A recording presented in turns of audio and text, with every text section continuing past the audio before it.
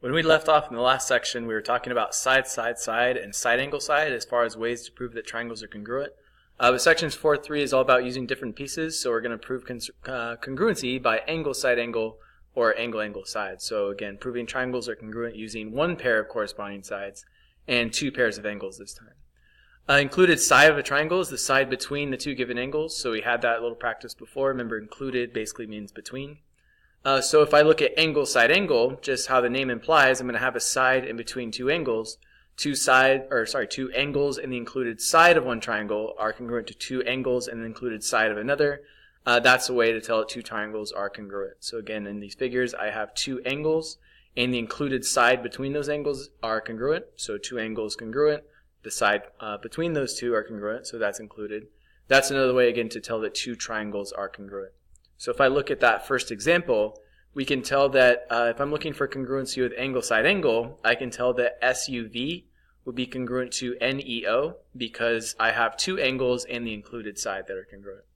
The issue with WAT is that the side is marked congruent, but that side is not in between those two angles. So that side's not included. I can't use that for angle, side, angle.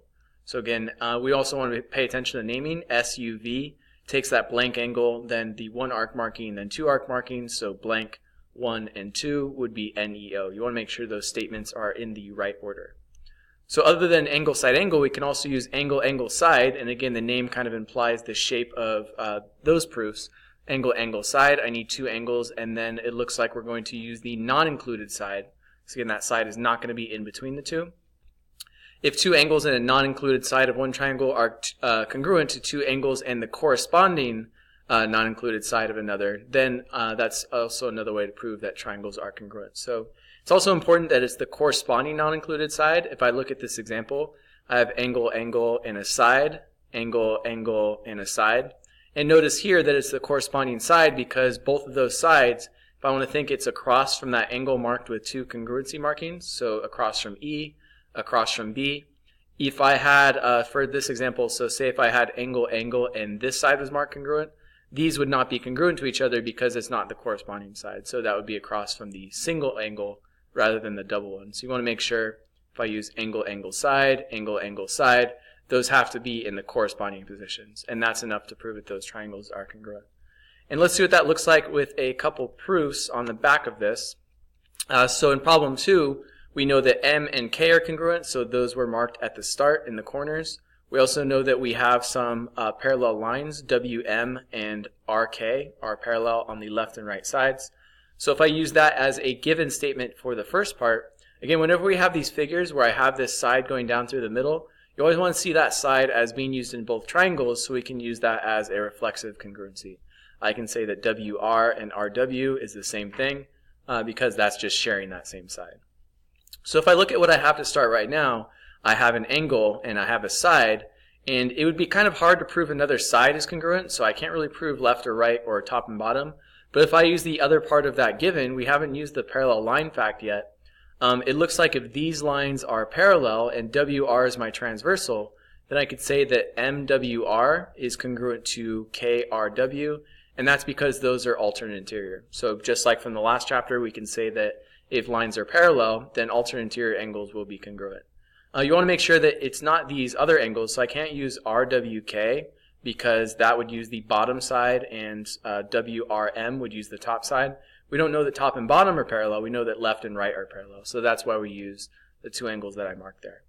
And notice what I have now, I have angle, angle, and a side, angle, angle, and a side that's not included, so that side is not in between the two angles, which means I'm going to be using angle, angle, side for my proof. And remember, it's in the corresponding position because that side in both triangles is across from that angle that we've marked with one marking. So those are both in the same position in both triangles. Looking to that next example, if I know that S and Q are congruent, so those were marked congruent to start. I also know that RP bisects angle SRQ, so segment RP is going to bisect this angle, SRQ. If I use that first fact, if I am told that it's a bisector, I just have to get more specific about what parts that tells me.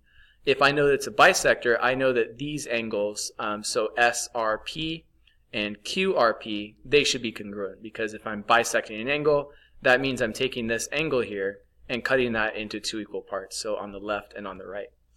And other than that, so far again we have two angles that are marked congruent, and if I again see that I'm sharing a side in the middle, I can still use that reflexive side. So kind of like in the last proof, you could have used that as your second statement, so 2 and 3 can flip. But if I'm using that as a statement, so again RP is congruent to itself, now it looks like I have angle, angle, side, angle, angle, corresponding side, so I can again say that those triangles are congruent by angle, angle, side. We take another look at an example here, because now I'm just kind of trying to defend and see if this is enough information. Diagram below, which of the following statements best represents the answer and justification to this question is triangle BIF congruent to triangle UTO. So first of all, if I look, it looks like I have angle, angle, and a side, angle, angle, and a side. But our answer is that we actually can't tell if they're congruent because FB and OT, these are not the corresponding sides that are marked congruent. Because notice in your upper triangle, the side that we know is congruent is across from your marking with your two arc marks, so it's across from I, which means that in your second figure, if we're going to use angle, angle, side, we need to know that UO would be congruent, not OT. So since I'm not using the right side, even though it's two angles in a non-included side, it doesn't correspond. This is across from the angle marked with 1. This side's across from the angle marked with 2, so those would not work for angle, angle, side. So not only does it have to be angle, angle, and a non-included side, it also has to be that corresponding side. So you will see situations like that where it doesn't work. If I try another example, triangle PAR, if that's congruent to triangle SIR, we can tell that these are congruent because, again, whenever I have that shape, I want to see those vertical angles in the middle. And once I know that these angles are congruent, since they're vertical, looks like I have angle, angle, side, angle, angle, side, and that side is corresponding. It's across from the angle marked with 1 marking, so those would be congruent by angle, angle, side. Next examples, if I'm trying to use one of those theorems to prove that those two triangles are congruent, it looks like in our first example I have angle, side, angle, and angle, side, angle. So since I have those two angles that are congruent and the included side is also congruent, that's your example of ASA, so angle, side, angle. Next example, I have the right angle and an angle and a side, right angle, angle, and a side. We also know that right angles are always congruent, so since I have congruent, congruent, and a side, congruent, congruent, and a side, so that means two congruent angles, and that side that's not included, again, that's angle, angle, side.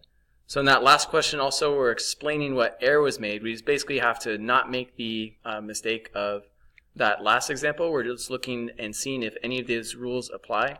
And if I look at those two figures, it looks like I have angle, angle, and then a non-included side.